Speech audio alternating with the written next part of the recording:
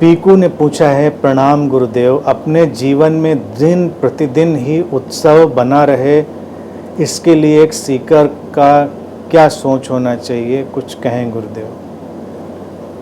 पीकू, सीकर को उत्सव के बारे में सोचना बंद कर देना चाहिए। काहे का उत्सव? जीवन उत्सवमय ही है। सीकर जब एक खोजी जब ठहर जाता है, वो जीवन के उस विराट उत्सव का हिस्सा बन जाता है। वो किसी काल्पनिक, प्रक्षेपित, प्रोजेक्टेड, फैब्रिकेटेड उत्सव सेलिब्रेशन का हिस्सा नहीं होता, उसकी चाह नहीं करता। ये पूरी प्रकृति ही तो उत्सव में है। आज अब जैसे नवरात्रि पे बैठे हम लोग आदि शक्ति के उत्सव में, उत्सव ही तो बोलते हैं आदि शक्ति का उत्सव। अब आदि शक्ति के अगर हम रूपों की बात देखें तो उसमें क्या क्या गुण नहीं है, सारे गुण हमने डाल दिए। हर गुण अपने में उत्सव है। अलग से उत्सव की तलाश करना ही उत्सव से दूर हो जाना है। जीवन की सहजता से जुड़ जाना ही उस अहर्निश उत्सव से जुड़ जाना है। तो यही काम करो, किसी उत्सव की तलाश मत करो।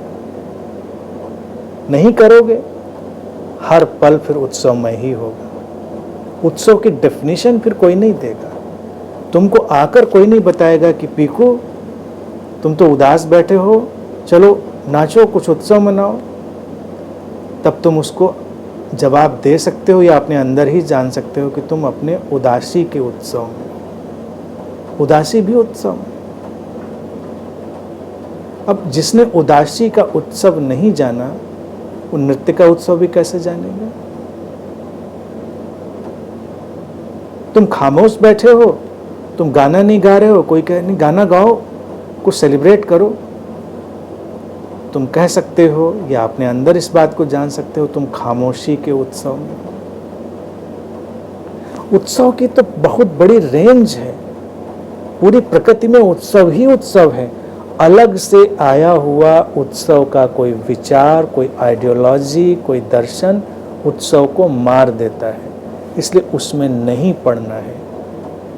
नैसर्गिकता में, उसकी नेचुरलनेस में रहना है, और फिर तुम्हारा उत्सव कोई नहीं छीन सकता,